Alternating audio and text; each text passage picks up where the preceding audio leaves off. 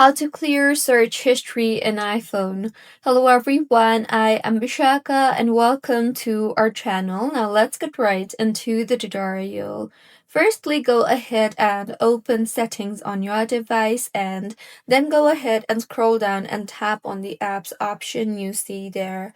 Further, tap on the Safari option by scrolling down, and once you have opened Safari, scroll down again and you will see the option for clear history and website data.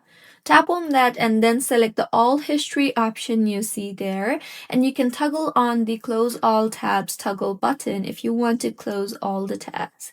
Finally, tap on the clear history button you see there, and with this, your history will be cleared.